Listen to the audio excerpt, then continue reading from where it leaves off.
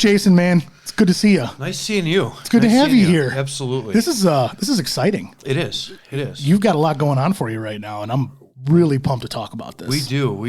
I'll let you take it. But let's get a little background on you first. I like to do that in these podcasts so people know where you came from and what where you have been and where you're going to, and then finally where you're at now. Let's just get a little background on you. I mean, I think we first met probably, 10 years ago. Yeah, so my son's 10. We started a business, the Elite Minibus. We started a little over 10 years ago now. It's no longer around. Lost it during COVID.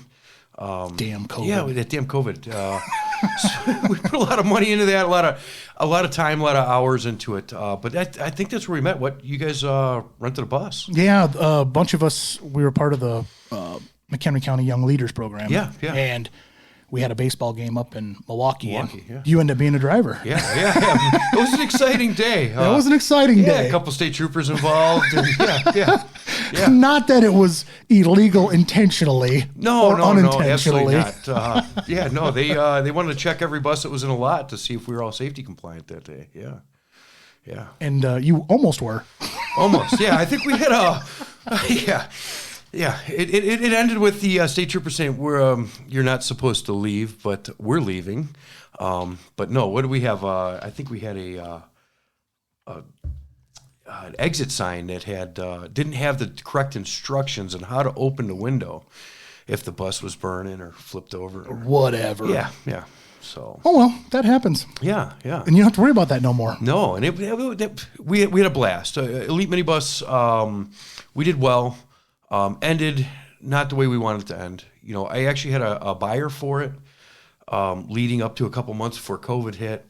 The federal government sent us a letter in the mail, pretty much a cease and desist any operations. Couldn't move because everybody on the bus is within less than 6 feet inches of each other. Yeah, exactly.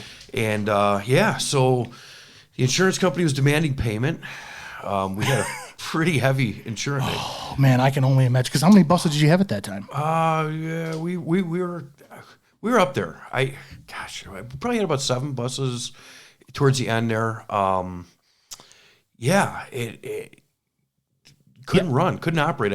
I had deposits on weddings and it just they once the government said shut her down. We had about an $8,000 payment on insurance every month. Oh, yeah. I thought mine was high. It was one of those. The liabilities in that industry. We could make a whole show out of that. I had a guy get stabbed on the bus. Well, actually, it didn't happen on the bus. I'm going to tell you this story. Okay, quick story. Let's do this. We were at a. Actually, right here, the wedding venue here in Harvard, I'm not going to name any names, always had some wild parties. Weddings were always wild. Weddings are always wild. They're fun. So fight started on the bus as we were leaving. I threw one of the guys off. He was great about it. He's like, I'm sorry, this shouldn't be on your bus. Needless to say, I wait for the rest of the people to load up on the bus. We're driving back to Woodstock to a hotel to drop everybody off. The guy had beat us there, drove there. He was supposed to be on a bus, but somehow he got to the hotel faster than we got there. And the minute the guy stepped off the bus, he stabbed him. Oh! And when I opened the doors, he said, thanks for, letting this happen, not on your bus. And he was very apologetic to me about it, but guy takes one step off the bus, stabs him. Jesus. Yeah, so I had to go to court. Oh man, I'm sure that drug out too. Pretty wild ride. It really was.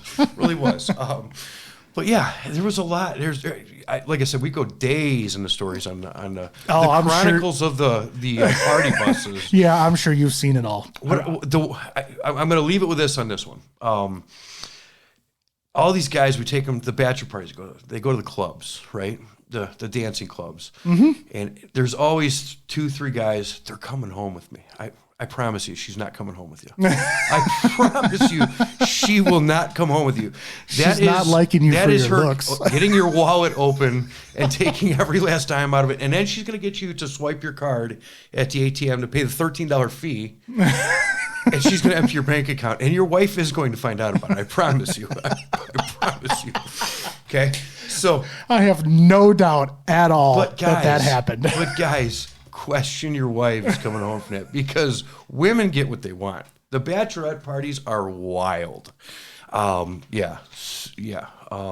that's all right. It's all good and fun, and it is. You know, you grew the business from 1 bus to 7 or 8 or whatever you had.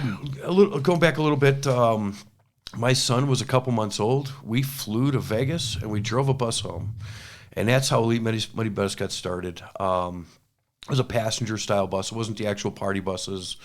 Started the business with that and then grew it. Every year the insurance company said, hey, if you get another bus, we'll knock your insurance down a little bit. You know, we'll give you the fleet discount, you know, every year.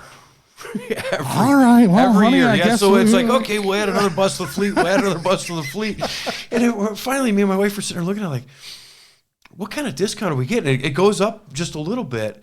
But you look at these large companies that have 50, 60 buses and a discount, they were paying about the same that I was paying. But to have the capital to be able to buy that many buses, correct. It was, you know, buses ain't cheap. No, you hear that whole story of you started this with a couple bucks in your pocket and, it was a dream and you built it. We did that. And, I just feel the big corporations definitely had the upper hand on that one. And that's not just with buses, though. That's with everything. Yeah. It's volume, right? Yeah. If you've got the volume to move a product or to pay for a product, then you're obviously going to get a discount. Yeah. I just think about like a farmers, for instance. If you're farming, 1,000 acres, you're not going to get a big of a seed discount as a guy that's farming 10,000 acres. Sure. That guy's going to get a bigger discount. Absolutely. So if you tear it down and you look at it by acre, it's like, well, dang it. Yeah. I'm paying more than what that guy's paying, but Absolutely. that guy's buying a large amount of volume. And we're seeing it, and we're going to go into later what we're doing now. And we see that on our side. And this is how, I guess I want to try to combat that a little bit is and we'll talk about this later, but the new venture and stuff. And that's kind of our ideas with what we have going forward. So the COVID hit, obviously you had to get out of that business because that's no longer even paying the bills at that point. Yeah. What did you venture into? So got into commercial heating and air conditioning. I go from one side all the way to the other side, get into commercial heating and air conditioning. My buddy's been in it for years. But I think he's about 13 years. He's been in business doing it.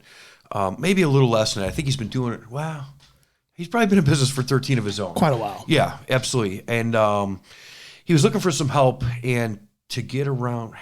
I know we have a lot of pro-union guys here that'll be listening to this, but to get around some of the union stuff, I started my own business doing that and subcontracting with him, so we could kind of get around union dues and union fees and things like that. Yeah, and so I was a sole proprietor in it. But at that point in time, you're your own boss too. I am. I absolutely. That's not, forget about union stuff. It's now you're your own boss. You can pick and choose what jobs you want to do, if you want to do them, and how large of a job you want to get involved in. That's on you then. Yeah, exactly. So got into that.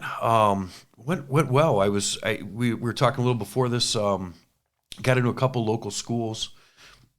A couple local schools, and started doing maintenance. We had a couple big projects that had popped up in the midst of COVID. So I started this business. The kids were starting to get older. My wife was like, "You don't have to stay." I was actually staying at home when I had Elite Minibus. I stayed home with the kids. My wife travels downtown every day.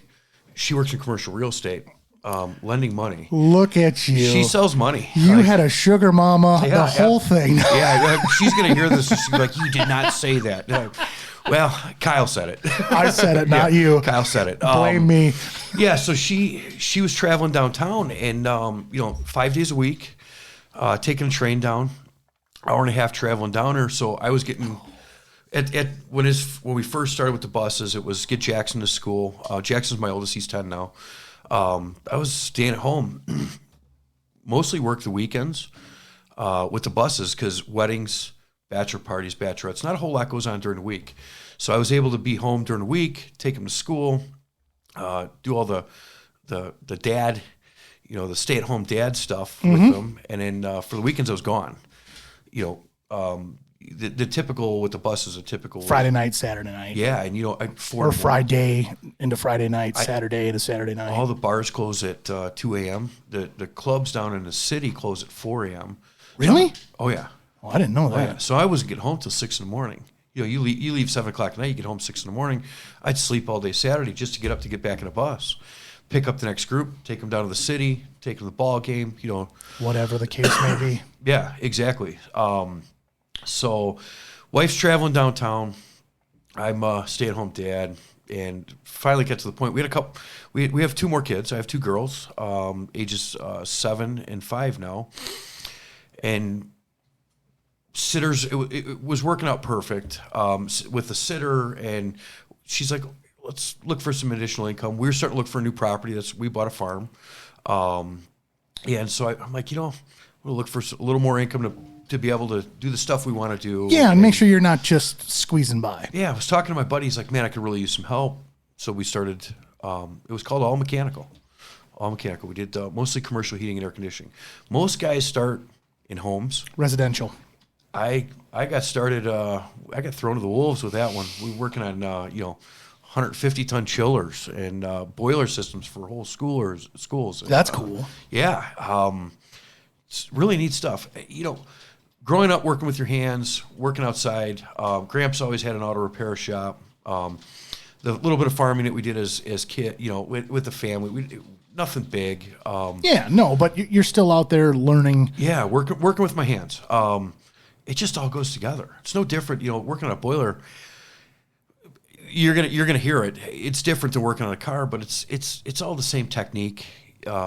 Once you get that finesse down, but once you understand how it works and what does this and what does that, it's okay. Yep. This is not doing this. This is not doing that. It's got to be this. Yeah, exactly. So got into that, learned it really quick. Like I said, we got a bunch of schools in. Kids were, my wife was able to, once COVID hit, my wife was work from home now. So she was able to work the kids. So it was like, okay, now you go to work full time. Nobody's in the schools during COVID, and the schools had an abundance of money. Abundance of money at that point. They weren't dishing meals out. And that budget was already there, and it had to be spent. So we had gone into a school, kind of semi-local, and we had put motion sensors in all the classrooms, and hooked the heating system, the lighting system into it to where. It was all on scheduling. So 6 o'clock in the morning, the school turns up to 64 degrees. As soon as somebody gets into the room, it goes to 70. Whenever the room's occupied, room stays at this. There were a lot of new regulations that came in with COVID, where we had to bring in a lot more outside air into the buildings to help refresh the air inside the building. I did not hear that. Oh, there was a lot. The typical was anywhere from 10 to 15, depends on where people are pushing it, but yeah, the schools were almost demanding 25% outdoor air. No kidding. So now, on a negative 20 degree outside, you got to heat that air. Yeah, because it's going to get pretty chilly when you're bringing a quarter of it in, and it's 20 degrees outside, or it's 0. Yeah. So, with new regulations, we were running different schedules, and there was a lot of work that came out of it. Jeez. And it fell into my lap at the right time. It helped me build that business, learn another whole aspect of business. And then, what was it? Gosh, years. It's April of 2024. It is just now. So you know. Hey, this new thing's got me. I'm working 12-hour days, almost 7 days a week. I get it, man. I get it. Yeah. When you're working 7 days a week, the same freaking day anyway. Yeah.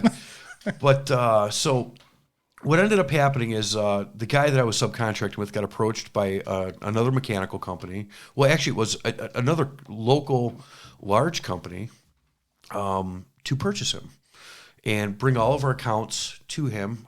And I ended up going with him and spent a year and a half with the company, and we built it from the ground up, that company. And so I got to see the large corporate side of how these businesses run, which is something I've never got to see before. Having all these small little... like Elite Minibus being small, we did well. Yeah, absolutely. It was very, I don't want to say lucrative, but it did well. We were able to afford our living. You weren't starving. Yeah, exactly.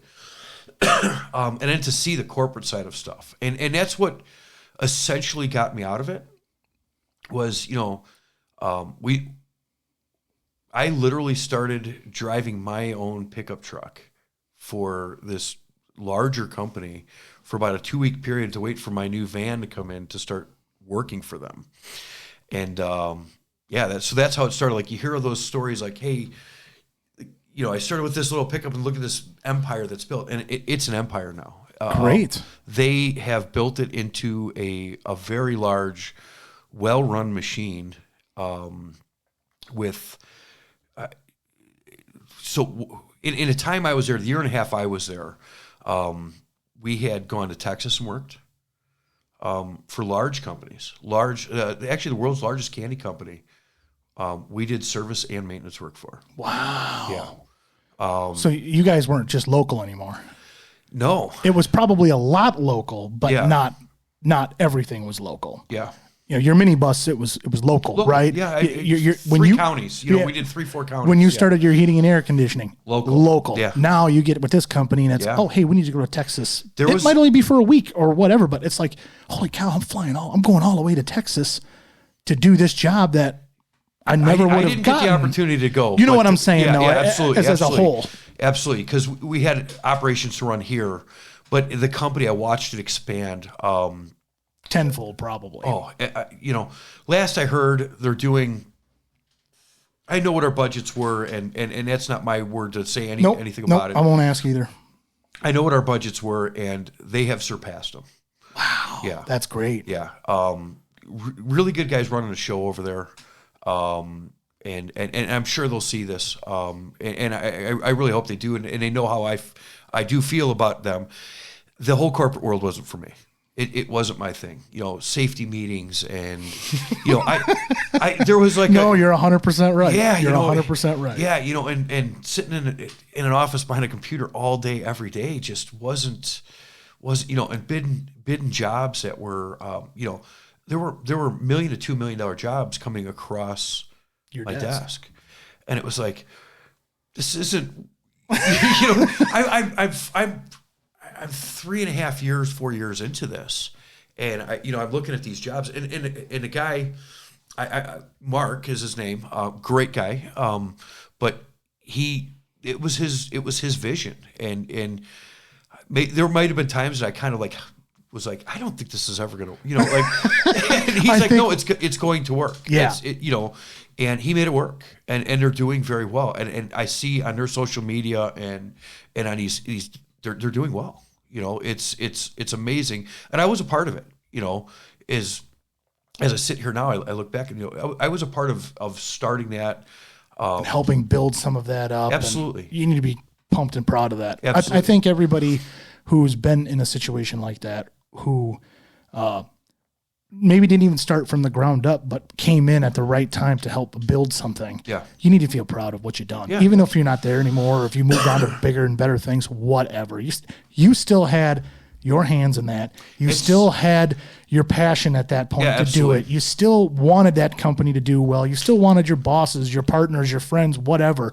You still want them to do well. Even though you're not there anymore, you still look back on it and go, God, I had a little hand in that. It might not have been a big one, but I had a little bit of it. And it is. It's humbling. It really is. And to be a part of it and to see it, I'm grateful that I got to have that part of it, because to see it, and even though it didn't go the way I thought it was going to, or the way maybe they thought it was, it's great to see they're doing well. Yeah, exactly. And, the guys that I started there, I was part of the operations and hiring and the day-to-day operations of it. And those guys are still there and they're striving. You know, the couple guys that were like grabbing them. I remember approaching a guy who was kind of on his own, doing his own thing, working for another company. I said, "Hey, Pat, this is going to go somewhere. Would you like to be a part of it?" And it was a couple weeks to get him to like come really around see it, you know, and he's there and he's doing well. You know, he's probably number 3, number 4 on the list over there. Wow, that's great. Yeah, and he's doing very well with it. So just need a little help, little nudge, a little push. and you know, watching him come in, and me not being at it that long either. Right. Yeah, because you're only 3 years into this, or whatever the case may be. So, and watching him come into it, and not having the full knowledge of somebody that's been in it 20 years or 15 years, and from where he started, where he's at now is huge. You see he posts on social media a lot, and I get to see what they're doing on their social media, and some of the stuff that they're doing is 3 years in the business, you shouldn't even fathom doing that type of thing. And they're doing 4 it. years, and they're doing it, and they're nailing it, That's fantastic. Yeah. So I went back doing it on my own. The other buddy that went with me had gotten out of it a little bit earlier, and I can't talk for him, but I think the big corporate was a little too much for him too. So I went back to helping him on, part-time on the side, doing some of my own. Worked out well, and it got my wife to get back downtown a couple more days a week. It was the flexibility, right? Because she, whenever they said, "Hey, we need you to come in Tuesday, Thursday," okay, well, you're not planning much for Tuesday, Thursday because you got to get the kids to school and you got to watch them and blah blah blah blah blah. But I'm going to plan something for Wednesday, Friday then. Yeah, exactly. Saturday, whatever. Exactly. And our kids are on the. We don't like to. We take them to school, and actually we send them to private school now. Attaboy. But yeah, my son's tough on the school system. He is. A lot of my old buddies that are going to watch us are going to say he's just like me. Apple don't fall far from the tree. No, that one's still on the tree. But he tests the school system. So, and he's very hands-on and learns different. So we put him into a school that we feel is a little better for him. Yeah. The bus, I think one of our biggest deciding factors, they were on a bus for about an hour and 20 minutes in the morning to get to school. At the age of 7, it's too long. I was the same way. Yeah. We were the first to get picked up and the last to get dropped off. So we were having like a 10-hour day. Yeah, and it wasn't working for him because he's mischievous and he doesn't want to just sit around and do nothing. No, absolutely not. He wants to know how the wheels on a bus turn. I gotcha. Yeah. So, he was always into something. Seat belted in the front seat. Then they put him on with the high school kids too. And a 7-year-old with high school kids who thinks he's a high schooler just does not work well. I can imagine that. Yeah. It's probably a little bit of a trip, though. Yeah. I'd love to have been a fly on that ceiling just to watch that for a little while. My daughters are angels. They are. My son, he's going to test the system. Yeah. So you were driving him to school then? Yeah. So so it was like, I got to take him to school on these days. My wife could take him on these days, so I knew what days I could start early, get in, do the job. The guy we were working with, one of our large customers was Lifetime Fitness, and they've got clubs, from here to Brookfield, Wisconsin, to downtown Chicago, to Burr Ridge. 6 o'clock in the morning, it's 2.5 hour ride south. Yeah. So it worked out well because I was able to kind of pick and choose what I was going to do for the day, know what days work, and so on. So yeah, flexibility was probably the biggest key into stopping that and getting back and doing what I was doing. But in the midst of all that, we bought a farm, and this is going to kind of lead to where we're at now. Yep. We bought a farm southeast side of Woodstock. And with a farm, you got to have equipment. You do. Yeah. So we started big or small, you got to have something. Yeah. I lease out the back 20 acres to a local farmer, and he does his thing on it. What soybeans, corn, soybeans, wheat, corn, whatever. Yeah, soybeans, corn. That's the last 7 years that we've been here. We've seen soybeans, corn. But I've got all these little parts of my own. So we threw some pasture up. We started raising some hogs, just for the kids. My kids don't have any interest in showing hogs at the fair. It's not their thing, but we raise them. They name them: bacon, pork chop. Heck yeah. Yeah. My wife is like, you can't name them. I'm like, no, we're naming them bacon and pork. They're going to know what. Hams was my favorite. Yeah. The hams for the name. Sure, just so you know. Yeah. So we started with six hogs. In farm, we bought old milk barn on it. Oh, so it's perfect then. Yeah. Yeah. They got a place to go in and stay warm, and if they want to venture out, they can. But it's been interesting. All of them got out one day while she was home because the kids left the gate open. I got 6 hogs running around my front yard, a dog chasing them, wife calling me on the phone. What do I do? So it's been a great learning experience with the farm. And with farming comes you need equipment.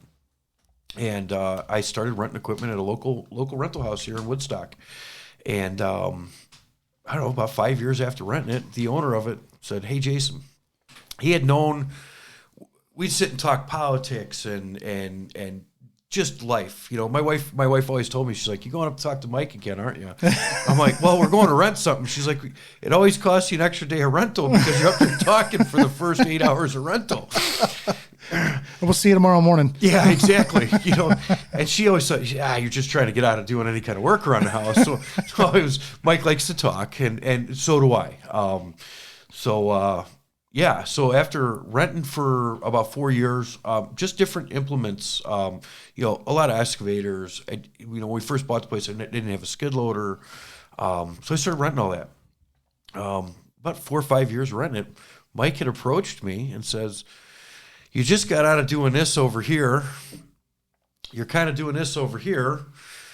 What do you think about owning a rental store?" And I said, "I don't know. It's like I just got out of this. Things were working well, doing what we were doing." I went back to talk to my wife about it, and she's like, "I think we can do it." I'm like, "What?" Like, never in my mind would I have thought that she was going to say, "Yeah, I think we can make this work." And there's some opportunity for her to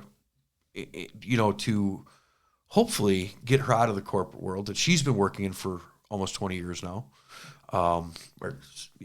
Roughly. Close enough. Yeah. And, between school but hopefully get her out of the corporate world and get her on board with us. So we bought Ralph's Rental in Woodstock, Illinois. And you closed on that when? March 1st. So we've had it for 6 weeks. Yeah. A little over a month now. We went into it, I don't know. It was a ride. It took us about, I'd say maybe about a year to put the whole deal together, and actually make the deal work. Yeah, because I'm assuming that's not an easy thing to do. Because if you're an owner standpoint, you got to look at. So let me ask one more question, and you don't have to answer this. Did you buy the building and the property and the whole works, or did you buy just the business? We bought all the assets as of now. Okay. But what I was getting at is when you get into this, it's okay. What is everything that you have? What is everything that he has that he wants to sell, right? How old is it? Because everything depreciates. Yes. So how old is every piece of equipment that he has and or rents and or the mechanics use in the shop to fix or blah, blah, blah, blah, blah. It just goes on and on and on. So that deal wasn't going to get done in 3 weeks. No, absolutely or not. 3 months for that matter. So he hired an outside company to come in and do an analysis on a business, come up with what they think it's worth. We took that and we came up with what we think it's worth. And we went back and forth for weeks. There's the cool thing about that is he brought an outside company in where it's not for him, it's not for you, this is the company. This is what our income is every week. This is what our outputs are every week, blah, blah, blah, blah, blah, blah, blah, blah. Correct. So it's not like it was hired to be more favorable for him or for them. It was as fair as you're going to get it, probably. Yeah. It was pretty fair. They actually gave 3 values of the company when we got it. There was 3 values of it, and different depreciated values. Correct. Of it, and then like I said, we took those numbers and I spent days going through Richie's list and figuring out what everything's worth. Replacement values and to purchase new and like you brought up a skid steer earlier. Yeah. Well, if they got a skid steer that's 2 years old, obviously that's going to be worth more than a skid steer that's 7 years old, right? Yeah. But just because it's worth more, okay, well, what's still that price range? Is that skid steer worth $38,000 or is it worth $50,000? Well, you know what I mean? Because there could be a difference between there. And the big hard part now is inflation. Absolutely. So I'm looking at purchased values, what they purchased it for, and some of the stuff they purchased 3-4 years ago, right before we really got to the inflation side of things. And now that stuff's 40% more money. I looked up a skid steer that they have. They paid $44,000 for it. I just got a quote on it. A new one, it's almost $90,000 for the basically the same thing. 5-year-old machine. 5-year-old machine. I know what they paid. It's in your book. Yeah, it's literally there. It's there. I know what they paid, and inflation's here, right? And this is why one of the reasons that we looked at this business and we were like, this could be lucrative for us because the price of everything have gone up. These small farms and small contractors who are just getting their feet wet in the industries that they're trying to work in, they can't afford this stuff. They can't. 5 years ago, it was possible. Yeah, well, 5 years ago, everybody was making money 5 years ago, right? 5 years ago, everybody was making money. Inflation was low. Interest rates were low. So people could literally say, hey, I've got this $100,000 job coming up, right? It's going to cost me whatever job, whatever it's in. This job is going to be a $100,000 job. I'm going to have 50. I'm going to profit $50,000 from this. Yeah. Which means I got $50,000 to go buy a skid steer. Absolutely. And that skid steer is going to cost me $44,000. I do this one job. I paid that skid steer off. Absolutely. And every job that we do after that is just lucrative. Absolutely. They can't do that today. Not when you have an 8% interest or even on equipment. I mean, you're seeing up to 12% on interest. And, but 12% on interest on a piece of equipment, that's already overinflated, right? Way overinflated. So now your payment just went, and for a small guy that could get into a payment, maybe $500-$600 a month, you're running that machine at $150 an hour or whatever number that number is. Yeah. You can do it, but now your payment is $1,300, $1,400. You got to have the work. Got to have the work. So for me, it's lucrative, and we're there for that reason. That's the reason that we're in business, and believe it or not, the business started 41 years ago, 3 days ago. They opened up on a Sunday in April. I think it was April 11th, April 12th. Don't quote me. One of the days. Yeah, but 41 years ago. Wow. Yeah. So Mike, the Wenzel families who we bought it from, Mike Wenzel, Mike and Lori Wenzel. Mike's dad started it. He was a local builder in the area.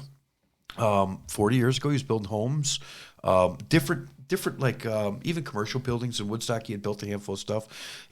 Mostly homes. Was building, and there was nothing for rental in Woodstock.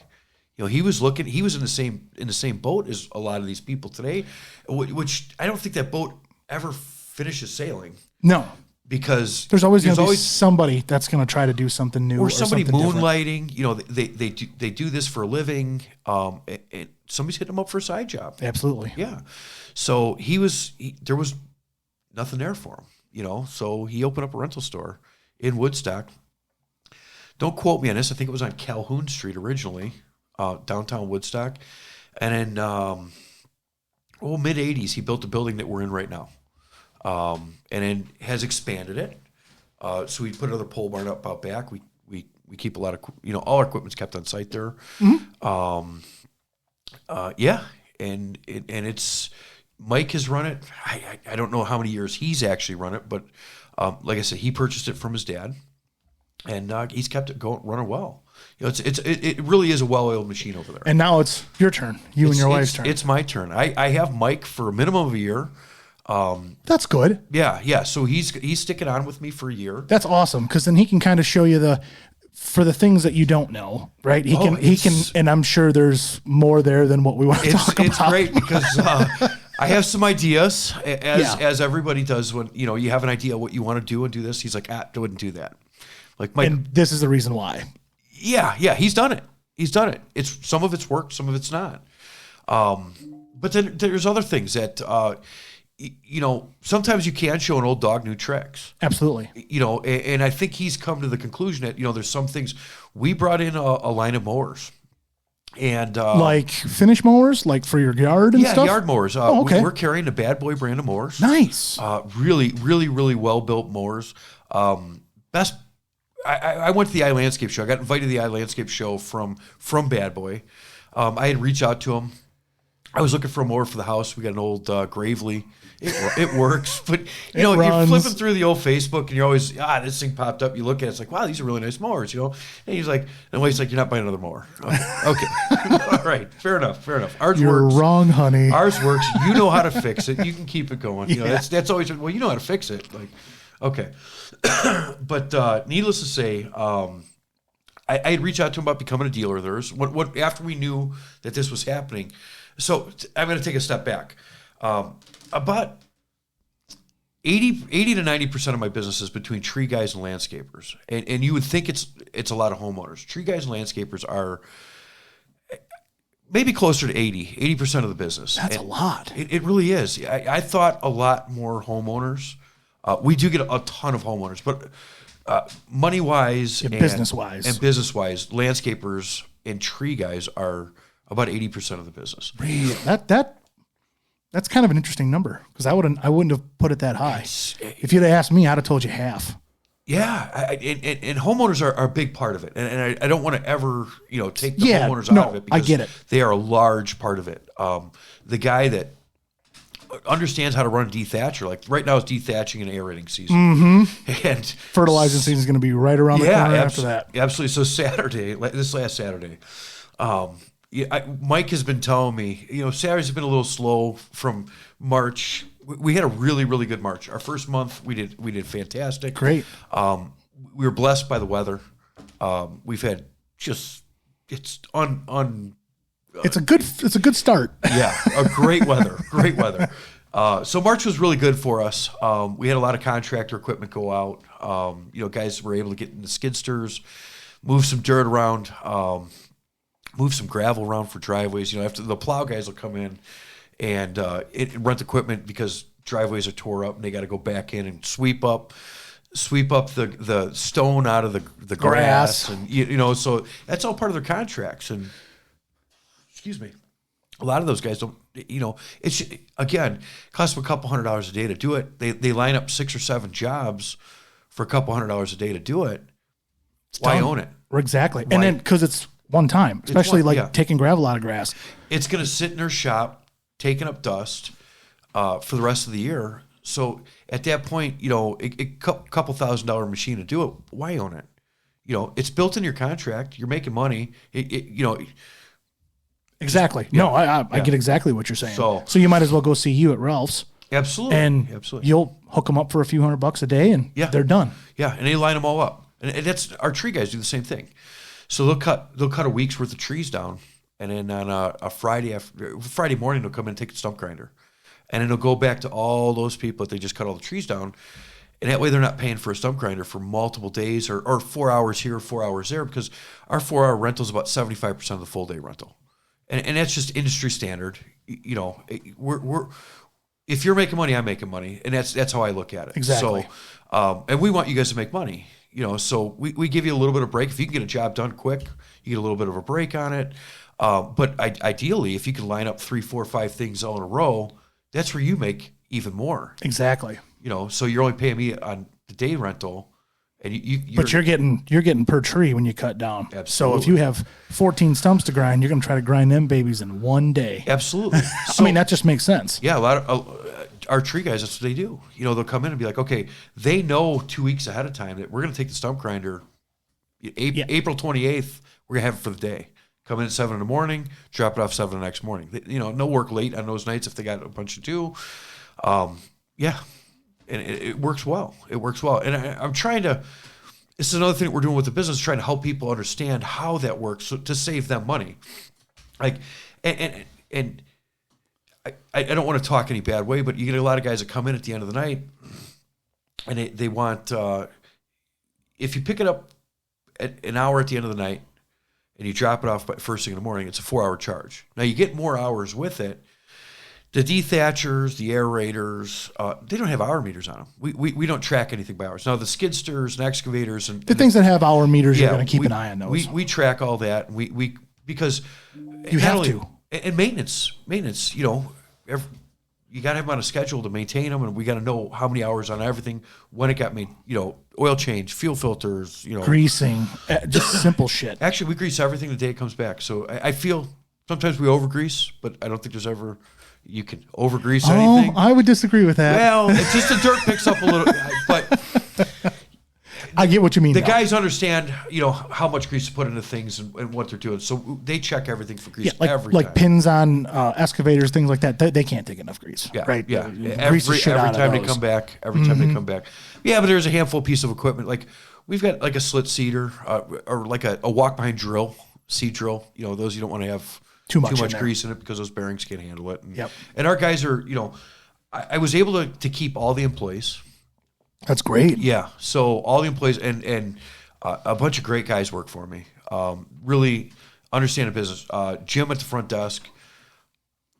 Don't quote me on this. Between 25 and 28 years. Wow. He's been with so he knows exactly what the hell he's doing. His son Nick, I would say number 2 next in line. I think he's been there for 14 years. He's a 30-year-old kid. 14 years. That's, you know, he's working summer help in high school, learned the business. He could run the show. You know, he knows what he's doing. He can run the show. You know, little guidance here and there on you know, and it's a lot of the guidance comes because we've made some changes. You know, and it's part of the business. And Mike, I laugh about this. They still hand wrote all the checks. Hand wrote had a ledger. Like I haven't seen a ledger since I don't know, probably never sophomore year in high school. You know, in Marengo we still had my first typing class in Marengo High School was on a typewriter, believe it or not. So yeah, they were still old school when we got into high school. But I think that's the last time I ever saw a ledger. Yeah, no kidding. You know, and then but it worked, right? It worked for them. It worked. It's how they've done it. It might have taken a little extra time, but it worked for them. It did. It worked well. It worked really well. You know, like the guys that are there, Ralph in the back, he's the head mechanic in the back. He says his name's on the building. Ralph was Mike's dad. So yeah, he gives everybody shit about that one. You have to. My name's on the building. Yeah, you know. But Ralph's been there a long time. You know, these guys have all been there a long time. They've treated them very well. And we're hoping to keep that going with them. So what are some changes? I mean, you were talking about Bad Boy earlier that you brought them on board. So yeah. So what are some changes that you're making over there to Ralph? So bringing in some new faces, some newer. We're turning over some equipment, bringing in a little bit newer, like more modernized. And you, me, had to talk about. The funny thing is we haven't seen each other in a few years. And then we go to Mason Jar's opening, and we see each other there. I'm like, I'm going to see you in 4 days.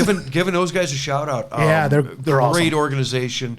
I had watched a podcast, your podcast with them about what they're doing.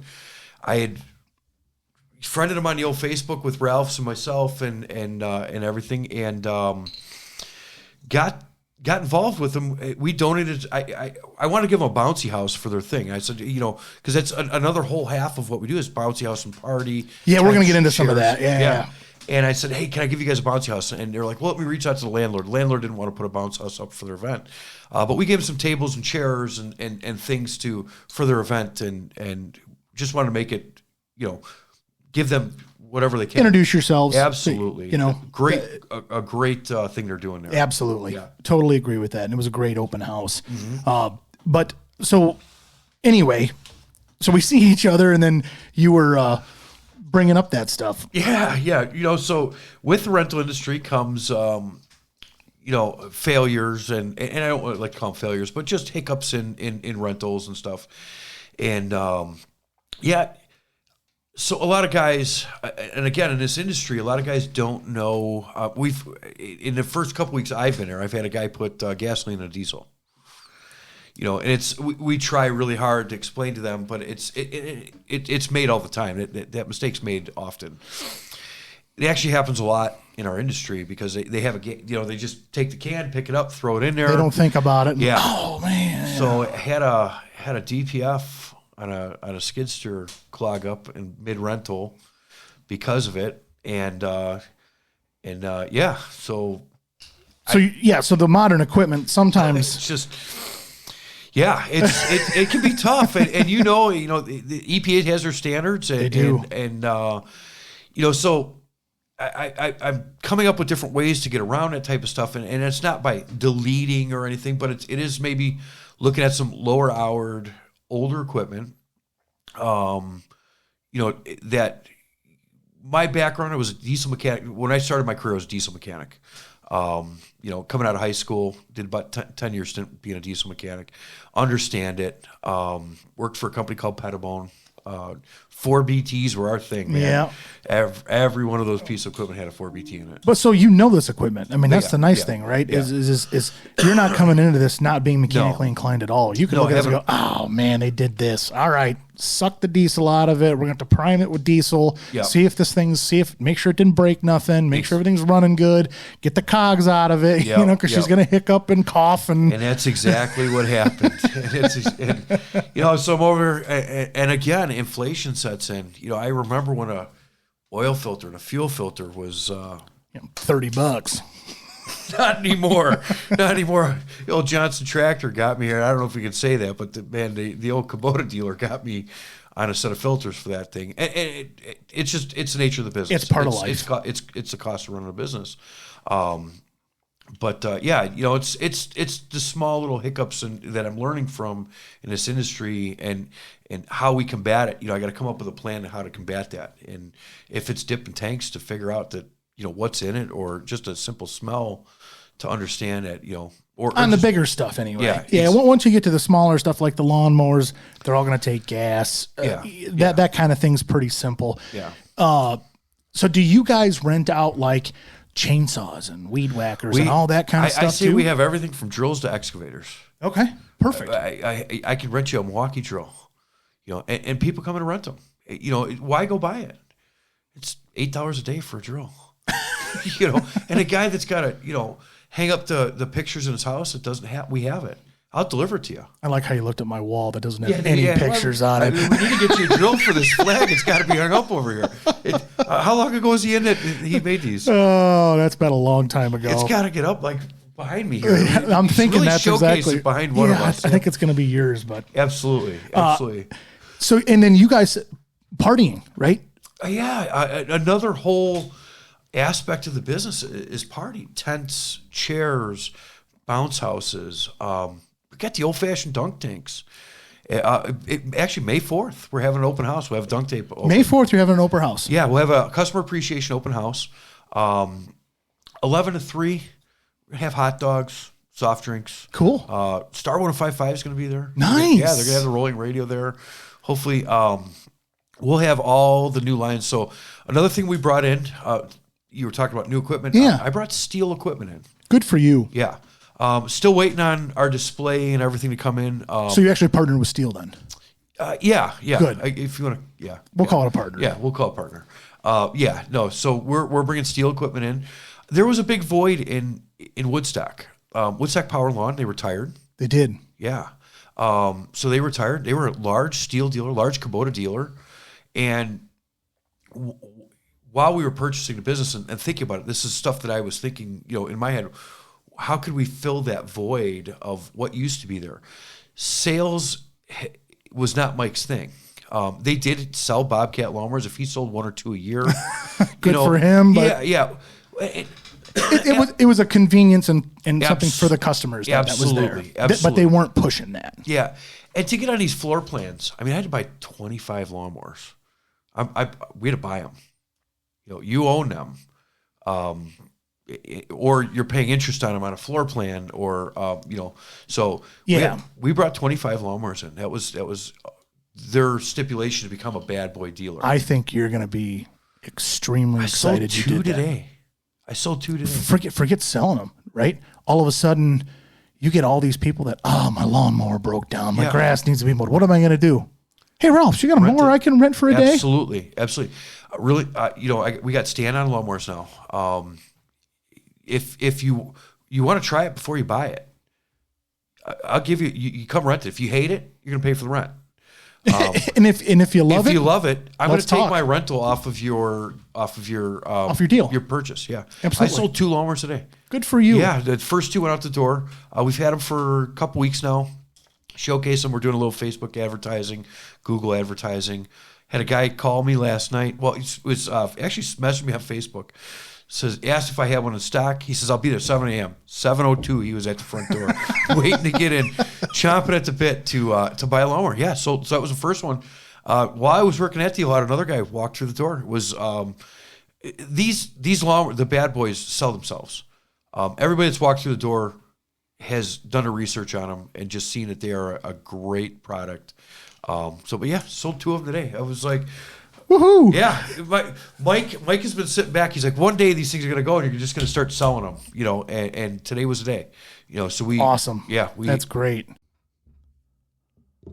This podcast episode is sponsored by Dan's Diesel Performance. If you're looking to improve your truck's performance, efficiency, or appearance, check out Dan's Diesel Performance. They manufacture turbochargers, fuel injectors, fuel pumps, transmissions, intake piping, and much, much more. Plus, they offer all the top brands in the diesel industry. They're located in McChesney Park, Illinois. Visit their website at dansdieselperformance.com or give them a call at 815-977-5865. Let's see. But yeah, the bad boys are, from what I understand, they're a pretty nice mower. I've never run one myself, but I know a few people that have had. May 4th, we'll be running them. Okay. Come up, run them. We'll have a little obstacle course. I'll have to stop by. Stop by May 4th. Absolutely. And that's open for everybody? Yeah, everybody. We're going to have bounce houses up for the kids, dunk tank. If the weather permits. I'm not getting in that thing that's cold. You won't see me in it. I hate water. I hate being wet. If you're going to be in the dunk tank, I might have to purchase a ball or two. But yeah, so we have dunk tape, soft drinks, get the grill going. And you'll have everything on display, obviously, that you're going to have there that you're willing to sell or rent at that point. Absolutely. Steel's coming. They're going to be setting up a big a tent also. We'll have some, we're hoping to have product by then. We're hoping to have it. March 1st was tough. If we could have closed it a little bit earlier, because they're shipping product out right now for guys that ordered it for their spring starts. Gotcha. So everybody's ordering their weed whips right now, their chainsaws, or they ordered them a couple months ago. Now they got to fill those orders, and a new guy stepping into the ring with all the steel dealers. You're on the bottom. Yeah, absolutely. So, which I get that, right? You take care of the customers that are first, and then the ones that were before you, obviously. Yeah. So hopefully you can have something there. Absolutely. Well, he's definitely bringing stuff. Yeah, steel makes a hell of a product. They really do. They really make a hell of a product. I looked into the other products that are out there. I have, since March 1st, I've been able to ask my customers, what do you run? What do you use? Where do you buy it? I have tree guys that go all the way down to like Lamont because there's no local professional steel dealers around that carry the product that they want. So the professional series you're talking. The professional series. Because you get a lot of dealers. There's a lot of dealers around here that have steel. Absolutely. But it's more pushed towards the residential side, not the professional side. Because when you start talking professional side, those saws are a lot more money. $3,000-$4,000. Yeah, compared to what a homeowner would get. Yeah. So, and not even just that. I mean, leaf blowers and everything else to go with it absolutely. Too. So I get that part of it. And the big box stores around have them, and they do a great job with them. And phenomenal. And I don't want to compete with them. I don't want to compete with those guys. I want to our specialty, and I know who walks through the door. And yes, I will have some homeowner stuff there. Yes, we will have some of the cheap stuff because I will have the guy that's been loyal to Ralph's for 25 years. You know, it's amazing to see the people that walk through the door, and they've literally, I can look at their history and see how long they've been coming to Ralph's, and some of them have been there since day one.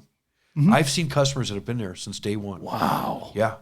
That's awesome. Yeah. And now with you taking over, hopefully you'll keep those same customers, and you'll bring in a whole flock of new ones. Absolutely. And that's why Mike's sticking around for a while, to keep me on the right track with taking care, and maybe not the right way of putting it, but keep me on the right track, but to make sure that all the old guys get taken care of and the new guys.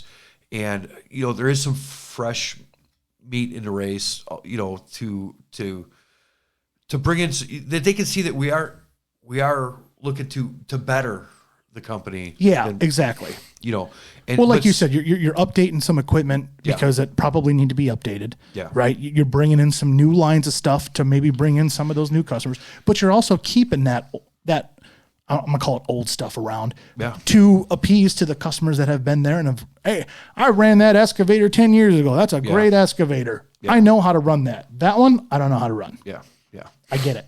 Yeah. I get it. So, and kind of I want to wrap back around to the beginning of this, and, you know, how we got into it was with the farm. I see a lot of these little homesteads popping up. I was just gonna bring this up. And this is something new that I want to specialize in rental for small farmettes. For small farmettes, 25 horsepower tractor. Some of these people have them already, but they don't have the seed drills or the row planters or very specific, you know, implements to farm your 4 or 5 acres or 10 or 12 or 15 or acre and a half or whatever. Yeah, exactly. I have a guy that comes in that, you know, he's got an acre and a half. He's got an acre of it, his garden, and he's using a 25 horsepower tractor, Kubota tractor, to rototill it and take care of it. And he's like, it's just that much easier than being out there for 20 hours with a little walk behind your time. You know, we've all been there. You know, and your arms and so, and he's, but it's so you're going to bring in some seeders and some single row corn, single row planters and things like that. So with our farm, I got into sweet corn. We grow. I have like 7 different little plots that we keep rolling with sweet corn. We sell it on the side. You can pull that back to you if you want to lean back. No, I'm good. Okay. Yeah. But we have about 7 little plots of sweet corn. We sell it on a roadside stand. I don't make a killing off of it. It's fun. It's educational for the kids. It keeps them moving. You know, my son will go back there. He'll take the side-by-side back there, pick a couple hundred ears of corn, put it out by the road, and watch the green dollars, you know, come in. Yeah. Yep. And it's, you know, and I tried a couple years. What I was doing is I was loading up my pickup truck, the whole bed, throw it all in there. I'd go down to the city, sit on the side of the road, and sell that stuff for $12 a dozen. Really? Yeah. Wow. Yeah, you know, you can fit about 3,000 ears in the back of a pickup truck. I'll believe you on that. I don't know how many I lost on the way down 90 doing about 80 mile an hour down there. But. The funny thing that you bring up is that I've even noticed in my area up here over the last, I'm going to say 5-6 years, there's been little vegetable stands popping up here and there. They're not huge. They're not great, but all of a sudden it's just, hey, we got peppers and sweet corn and onions and stuff for sale. Yeah. You know, come on in and take a look at it. And, you know, I don't buy a lot of vegetables. I'm one freaking guy, you know, but I try to hit everybody that's within range. Absolutely. Just to buy a little something from them because they're putting in this hard work and effort. They want to see some of it pay off. And I know where the food's coming from. Absolutely. Absolutely. So to me, that's worth something too. Yeah, it is. And, you know, that money has gone to, so I had an old, I don't know if you might have seen this or not, but we had a couple hundred years of corn stole off of our Facebook stand. My son had just our sweet corn stand.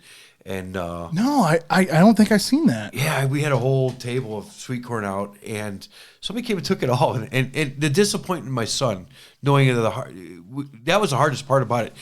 What people don't understand is it's not about the money. It's not about, because you're not making a killing off it. These people selling eggs at $5 a dozen, there's no money in that. There's not. No, by the time you go buy feed, because feed prices are up, and by the time you buy the chickens, hopefully all the chickens survive, and then you buy the feed for the chickens, and then you're going out there every day to check to make sure that there's eggs there. It's a pure hobby. It's something. It's a pure hobby, yep. And it's something to do. They're educating themselves. I have learned so much, about fertilizers and just everything about growing corn and anything that we've put in the ground out there. We last year Jackson was in Boy Scouts. We grew 3,500 little potted plants. We sold them to the Boy Scouts through our farm. Cool. So we sowed seeds and potted plants to the Boy Scouts. We didn't do it this year. It was a lot of work. Well, and you got more on your plate too. We do, and that was the other big thing is we took on this huge ordeal. It's life-changing for us, and it was, we always had plans to, do the greenhouse and grow the greenhouse. So I know where all these people that have these hobby farms are at. So with doing what we've done, I'm taking a little turn, not the whole business, just a little bit of it, and I'm going to start specializing with a part of it. We're going to have a little section of it for the little hobby farm. Sweet. Yeah, little farmettes to, the 4 to 12 acre, 25 acre, 30 acre farms that, these people are just getting into it. I love watching it. We love seeing it. I was coming down Hunter Road over here. There's 4 or 5 of them up down there. Just little hobby farms right here, right in your backyard, And that's on a fairly main road. Wait till you get off the beaten path. Yeah. And you said, the little farm stands. You can see what their farm stands are. They're there, and they're doing it. So maybe in this aspect of your business, you might be able to help, and that's just up here. That's not even.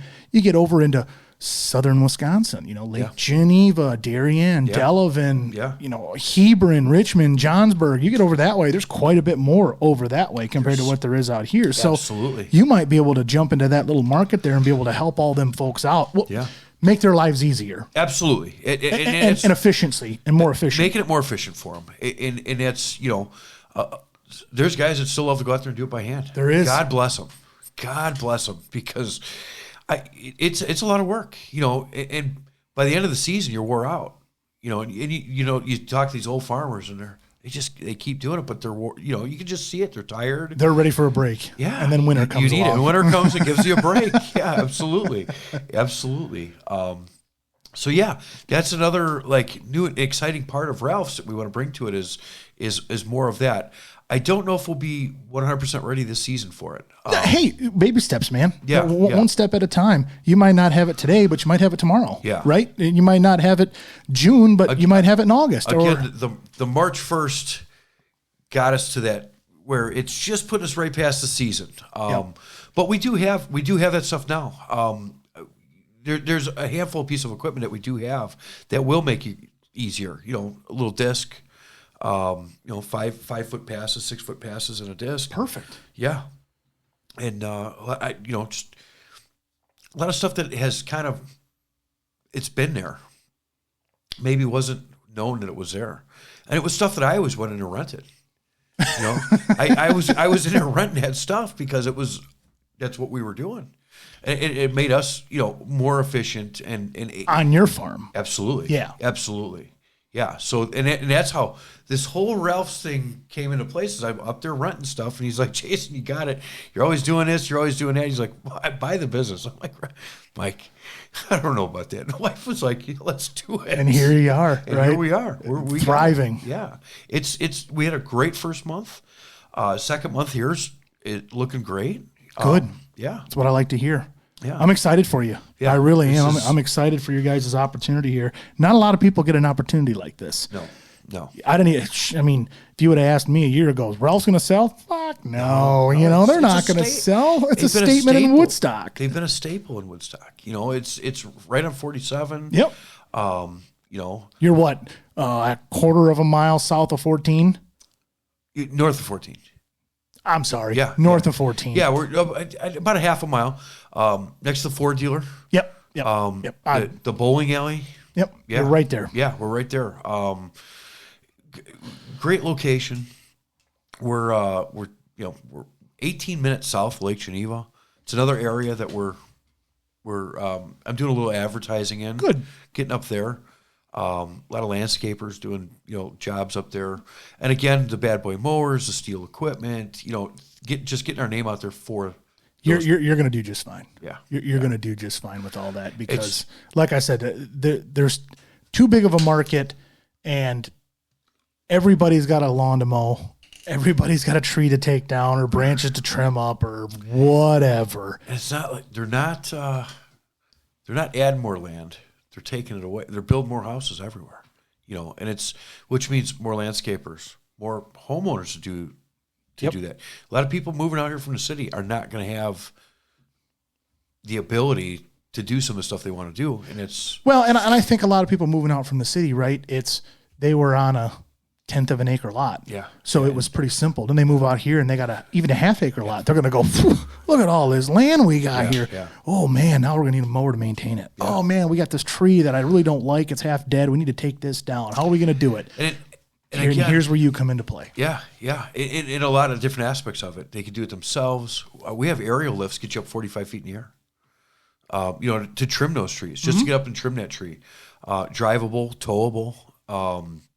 We've got, now we'll have the equipment to cut it down, which we've always had a chainsaw to rent. Yeah. We've always had a couple chainsaws. Now you'll have some options. You have some options. If you want to purchase the equipment for yourself, you can purchase it, or you can keep renting it.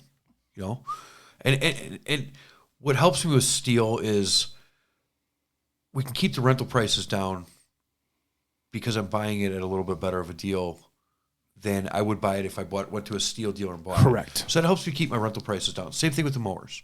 Bringing mowers in, it's going to help me keep my prices down. When you'll be competitive with everybody or even beating everybody else that's renting this kind of stuff. Yeah. And the fun thing is a lot of that stuff's not very used right now. So yeah.